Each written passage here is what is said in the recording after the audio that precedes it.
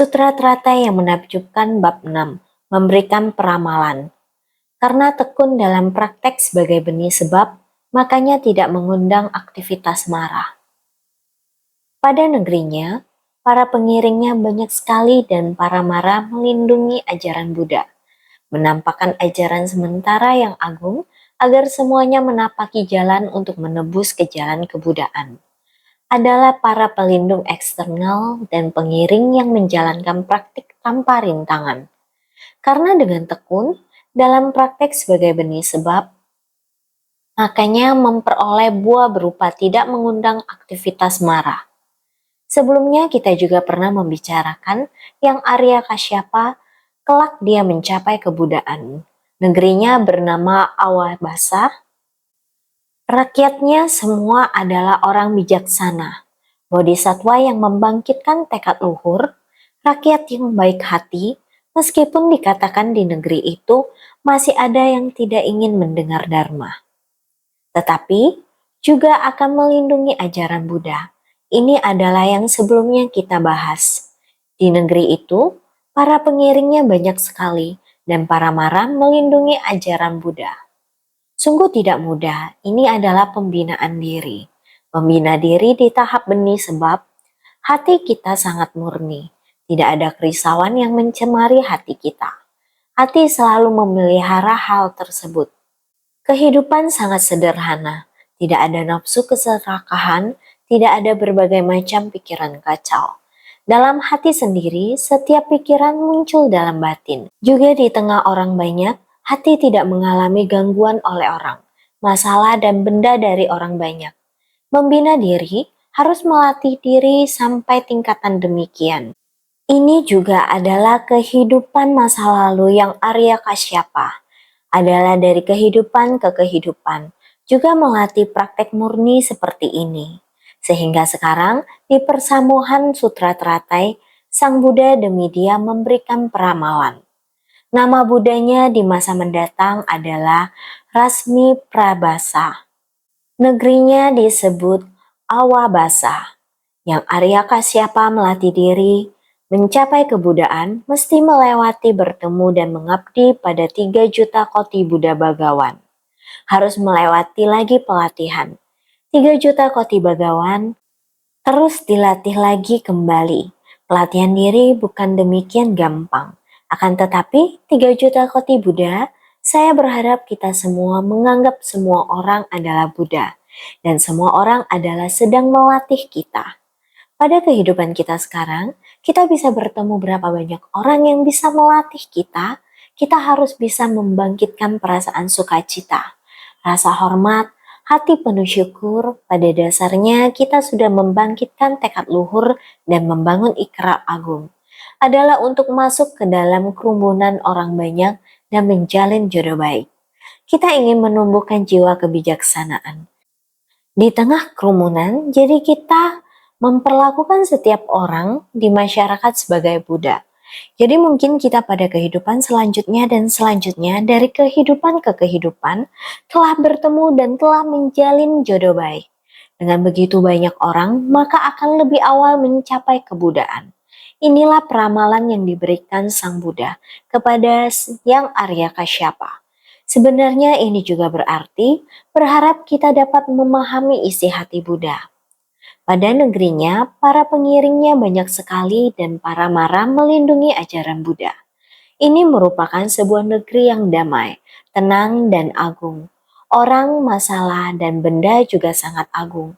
Tempat yang tiada sedikit pun kekotoran, tiada sedikit pun noda batin. Pelatihan diri demikian menampakkan ajaran sementara yang agung agar semuanya menapaki jalan untuk menembus ke jalan kebudaan. Dengan kata lain, bahkan jika itu adalah marah, kondisi batinnya juga sehat. Dia tidak akan mengganggu ajaran Buddha.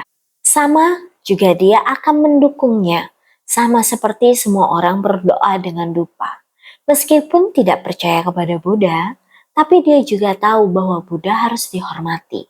Seperti ini, perlahan-lahan di masa mendatang, dia juga akan memiliki kesempatan untuk mendengarkan Dharma. Sama juga akan dapat belajar ajaran Buddha di masa depan. Ini disebut metode terampil.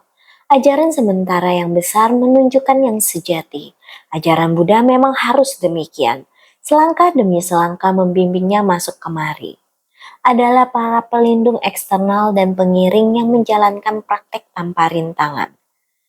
Para pelindung eksternal, kita membangkitkan tekad meninggalkan kehidupan berkeluarga, fokus dalam melatih diri. Ini merupakan pelindung internal dalam ajaran Buddha. Jika di luar, orang di masyarakat yang mendengarkan Dharma ataupun yang tidak mendengarkan Dharma, semua adalah pelindung eksternal. Mereka juga dapat menapaki jalan bodhisattva. Ini dinamakan para pelindung eksternal dan pengiring menjalankan praktek tanpa rintangan. Tidak ada rintangan terhadap Buddha Dharma dan dapat melindungi Buddha Dharma, serta menciptakan berkah di kerumunan orang banyak.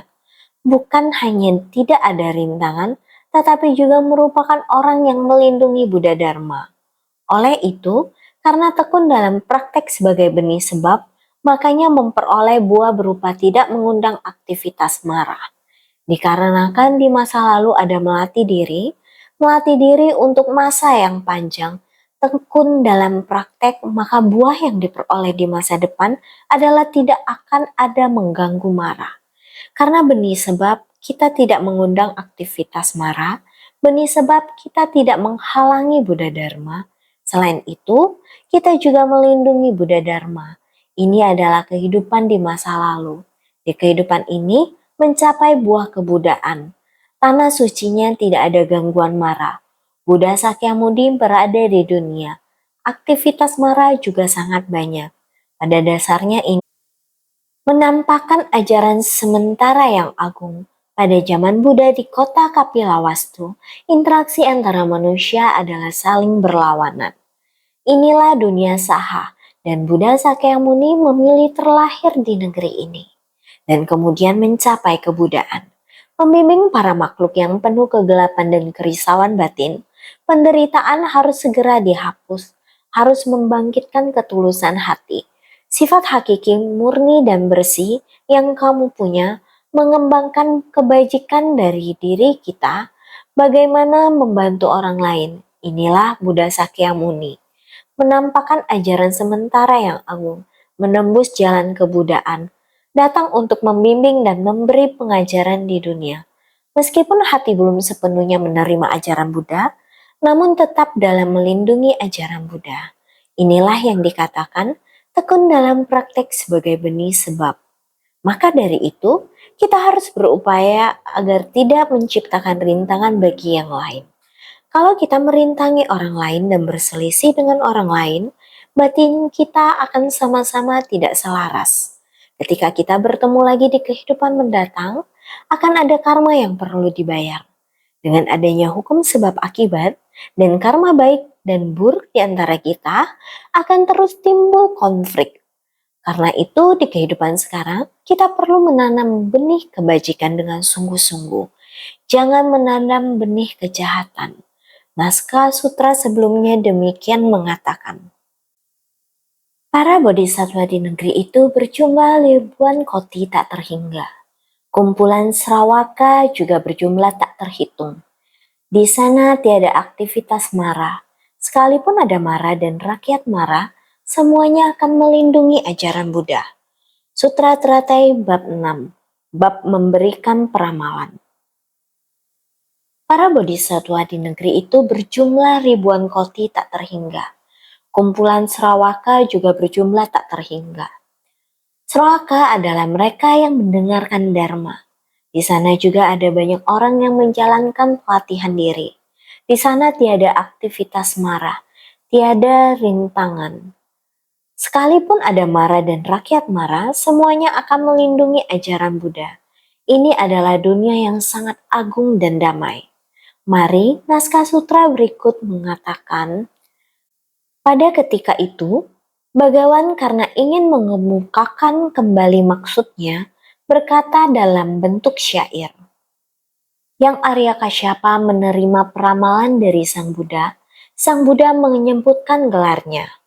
Keadaan negerinya tersebut sudah sepenggal perjalanan, namun tetap sangat penting. Bagian naskah ini harus diulang sekali lagi dalam bentuk syair. Pada ketika itu, Bagawan karena ingin mengemukakan kembali maksudnya, berkata dalam bentuk syair, "Aku beritahukan kepada kalian para biksu, dengan mata Buddha aku melihat kalau Kasyapa dalam kehidupan mendatang, setelah kalpa yang tak terhitung lamanya, kelak akan menjadi seorang Buddha." Sutra Teratai bab 6, bab memberikan peramalan. Bagian naskah ini diulang dalam bentuk syair. Mengapa diulang kembali dalam bentuk syair?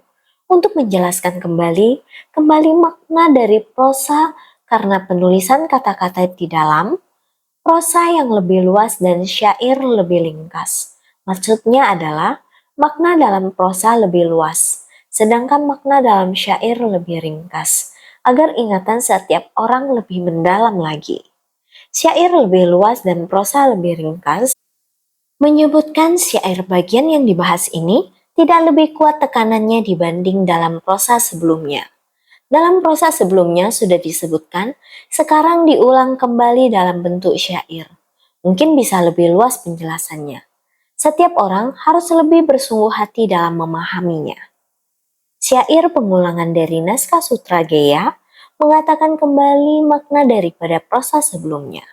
Kata dan kalimatnya kadang prosa lebih luas dan syair lebih ringkas, atau syair lebih luas dan prosa lebih ringkas. Makna dan prinsipnya kadang prosa lebih mendalam dan syair lebih dangkal, atau syair lebih mendalam dan prosa lebih dangkal. Dalam teks sebelumnya dan sesudahnya terdapat perbedaan antara satu sama lain. Mungkin prosa mengungkapkan dan syair menyembunyikan, atau prosa menyembunyikan dan syair mengungkapkan. Atau dalam prosa ada dan dalam syair tidak ada. Atau dalam prosa tiada dan dalam syair ada. Tak lain dan tak bukan adalah saling menampakkan makna sutra. Agar lebih mudah dimengerti, juga agar mereka yang datang belakangan dapat mendengarkan seluruhnya. Makna dan prinsipnya kadang prosa lebih mendalam dan syair lebih dangkal. Prinsip kebenaran ini dalam bentuk prosa lebih mendalam dan dalam bentuk syair lebih dangkal. Atau dalam bentuk syair ini lebih mendalam dan prosa lebih dangkal. Jadi dalam teks sebelumnya dan sesudahnya terdapat perbedaan antara satu sama lain. Teks sebelumnya dan sesudahnya terdapat perbedaan, yaitu dalam dan dangkal, luas dan ringkas, adanya saling melengkapi. Jadi, mungkin prosa mengungkapkan dan syair menyembunyikan. Dalam bentuk prosa mengungkapkan dengan jelas dan syair menyembunyikan masa lampau. Prosa menyembunyikan dan syair mengungkapkan. Dalam bentuk prosa tidak sangat jelas, dan bagian dalam bentuk syair akan sangat jelas, agar kita lebih memahaminya. Atau dalam prosa ada dan dalam syair tidak ada. Mungkin dalam bentuk prosa ada dan syair tidak mengungkapkan, demikian melewatinya. Atau dalam prosa tiada dan dalam syair ada. Dalam bentuk prosa tidak ada, namun dalam bentuk syair akan lebih banyak muncul. Untuk melengkapi prosa yang tak diungkapkan, jadi tak lain dan tak bukan adalah saling menampakkan makna sutra. Dalam bentuk prosa, ingin membuat orang dapat memahaminya, dan syair adalah agar semua orang memperkuat ingatan mereka, pemahaman terhadap naskah dan maknanya menjadi lebih jelas. Jadi, lebih mudah dimengerti. Sutra ini sangat dalam. Mari kita lihat bagaimana cara mengungkapkan sutra ini agar lebih mudah dimengerti dan juga agar mereka yang datang belakangan dapat mendengarkan seluruhnya. Mereka yang datang belakangan tidak mendengarkan bagian depan. Jika diulang sekali lagi, membiarkan orang yang datang belakangan mendengarkan, ini adalah salah satu makna dari mengulang syair tersebut. Dengan kata lain, Buddha membabarkan Dharma dengan metode terampil agar para makhluk mendapatkan pemahaman dan tercerahkan. Makanya dinamakan kata yang mudah dimengerti. Gaya adalah salah satu daripada 12 bagian naskah Buddha. Inilah yang dimaksud oleh Sang Buddha. Ketika mengucap syair, ini ada di salah satu 12 bagian naskah sutra. Ini adalah welas asih Sang Buddha, menggunakan berbagai metode mudah dan terampil sehingga semua makhluk dapat mendengarnya. Kembali mengulanginya agar orang yang mendengar dapat mendengar sekali lagi, sehingga dapat lebih mengerti. Makanya dinamakan kata yang mudah dimengerti. Bahasa yang sangat mudah dipahami, inilah yang dimaksud Sang Buddha kembali membabarkan dalam syair. Ini juga ada di dalam 12 bagian naskah sutra. Sang Buddha membabarkan sutra, salah satu bagian dari 12 bagian naskah sutra ini, setelah prosa ini menggunakan syair. Aku beritahukan kepada kalian para biksu, dengan mata Buddha, aku melihat kalau Kasyapa dalam kehidupan mendatang, Buddha memberitahukan seluruh persamuhan agung bahwa dengan menggunakan mata Buddha dapat melihat kehidupan mendatang dari Maha Kasyapa. Wahai para biksu, Sang Buddha kembali memanggil para biksu. Dengarlah, dengan seksama aku menggunakan mata Buddha. Dapat melihat Kasyapa pada kehidupan mendatang akan memilih seorang dengan keseluruhan prosesnya untuk bisa menjadi Buddha. Ini bukanlah hal yang sederhana, akan tetapi membutuhkan pencerahan. Sudut pandang dari pencerahan agung dalam memilih calon yang akan diberikan peramalan, maka dengan mata Buddha memilih Kasyapa dan melihat kehidupan mendatangnya. Buddha disebut dengan Sang Maha Tercerahkan terhadap kebenaran sejati dari segala sesuatu di alam semesta ini. Tiada yang tidak diketahuinya, tiada yang samar-samar, tiada yang tidak dipahami dengan jelas. Ini disebut dengan Sang Maha Tercerahkan. Sang Maha Tercerahkan adalah Buddha. Maka dengan sudut pandang yang tercerahkan, mampu melihat realitas sejati dari segala fenomena yang jelas, segala fenomena yang terlihat, semua benda materi dan objek. Dilihat dari sudut pandang Buddha, hanya dengan sekilas pandang sudah dapat mengetahui penyebab yang terkandung dalam benda materi tersebut, jenis benih di dalamnya dan lain-lain. Dapat dianalisa dengan sangat jelas, demikianlah mata Buddha. Buddha dinamakan yang maha tersadarkan. Mata dari yang tersadarkan disebut sebagai mata Buddha. Mata yang mampu melihat realitas jati dari segala fenomena yang jelas. Mata Buddha dapat melihat segala fenomena, bukan kosong ataupun eksis. Prinsip kebenaran yang tak terbayangkan, mata Buddha dapat melihat segala fenomena, bukan kosong ataupun eksis. Dari sudut pandang Sang Buddha, fenomena bukanlah kosong, karena di dalamnya ada mengandung nilai kebenaran, juga bukan yang sebenarnya. Hanya karena banyak prinsip bersatu, barulah terbentuk satu barang, sehingga dengan mata Buddha memandang semua materi bukan kosong ataupun eksis. Prinsip kebenaran yang tak terbayangkan. Oleh sebab itu, yaitu dalam kehidupan mendatang, yaitu pada periode tiga masa yaitu masa lampau, masa sekarang, dan masa mendatang. Dalam kehidupan mendatang, tiga masa adalah masa lampau, masa sekarang, dan masa mendatang. Bila berbicara tentang tiga masa pada momen sekejap sekarang ini, di mana momen sekejap sekarang adalah sebagai pusat, momen selanjutnya adalah masa mendatang. Bila berbicara tentang tiga masa pada masa sekarang, kehidupan setelah kehidupan sekarang adalah kehidupan mendatang. Tiga masa pada momen sekejap sekarang ini, momen sekejap sekarang ini, ketika saya berkata sekarang ini, sudah berapa banyak tiga masa telah berlalu. Ketika saya berkata sekarang ini bukanlah yang barusan dikatakan sekarang ini. Karena ucapan sekarang ini yang tadi sudah berlalu. Sekarang saya katakan lagi, seiring waktu juga akan berlalu. Ini adalah sekarang ini yang lain. Jadi masa lampau, masa sekarang semua berada dalam sekejap. Waktu berlalu setiap detik dan menit. Jadi kita harus selalu memanfaatkan momen yang ada sekarang juga dan pertahankan untuk selama-lamanya. Di momen sekejap itu, membangkitkan sebersit niat pikiran, membangun ikrar yang baik. Jika kita mempertahankan tekad awal yang baik, maka pasti akan mencapai kebudaan. Jadi, di mana momen sekejap sekarang sebagai pusat. Momen selanjutnya adalah masa mendatang. Momen sekejap selanjutnya adalah masa mendatang. Momen sekejap sekarang ini telah berlalu. Momen sekejap masa mendatang adalah apa yang akan datang selanjutnya. Bila berbicara tentang tiga masa pada masa sekarang ini, tiga masa pada masa sekarang, masa waktu yang singkat adalah begitu singkat. Momen sekejap, momen dalam sekejap terus berlalu. Masa waktu yang panjang itu akan sangat lama, seperti langit kekal dan bumi abadi. Waktu yang sangat lama sehingga kehidupan setelah kehidupan sekarang adalah kehidupan mendatang. Kehidupan mendatang setelah kehidupan kita saat ini disebut kehidupan mendatang. Kehidupan lalu kita di masa sekarang dinamakan kehidupan lampau. Kehidupan lampau kita dari benih apa yang datang mendapatkan buah dari kehidupan sekarang. Pada buah kehidupan sekarang kita menciptakan benih lagi untuk kehidupan mendatang.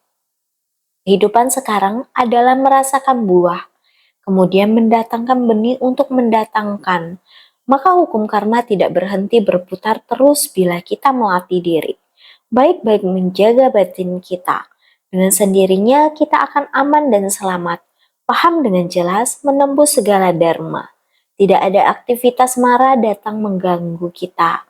Bila demikian bisa menggenggam setiap waktu yang singkat dan akumulasi dari waktu yang sangat lama, kita harus baik-baik menggenggam. Menjaga baik sebersit niat kita.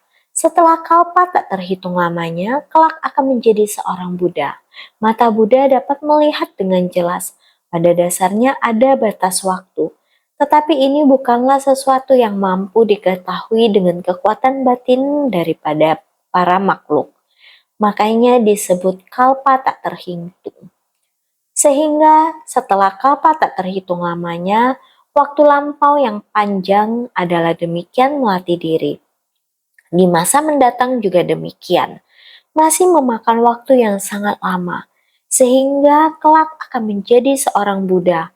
Mata Buddha adalah melihat dengan jelas, maka pada dasarnya adalah batas waktu. Waktu di masa lampau, waktu di masa mendatang bukanlah sesuatu yang mampu diketahui dengan kekuatan batin para makhluk. Waktu lampau yang panjang bukanlah batin para makhluk. Yang bisa memahaminya hanya mengatakan sekejap. Sekejap, kita sendiri juga tidak akan bisa merasakannya. Hanya mengatakan waktu yang sekejap. Sudah tidak sempat lagi. Kamu hanya mengatakan saya pada sekejap ini. Mau dianalisa juga sudah tidak keburu lagi. Maka waktu yang singkat, waktu yang panjang bukanlah kita manusia awam mampu dengan kekuatan batin memahaminya. Tetapi setelah Buddha tercerahkan menganalisis untuk kita hanya dengan bersungguh hati mendengarkan, dengan kebijaksanaan memahami, ajaran Buddha sebenarnya berada dalam kehidupan kita seharian. Bodhisattva ada pada tindakan kita sekarang ini, sehingga sering mengatakan kepada semua orang, memanfaatkan momen yang ada sekarang juga mempertahankan untuk selamanya. Mempertahankan tekad awal pasti akan mencapai kebudaan, sehingga sering mengatakan kepada semua orang senantiasa harus bersungguh hati.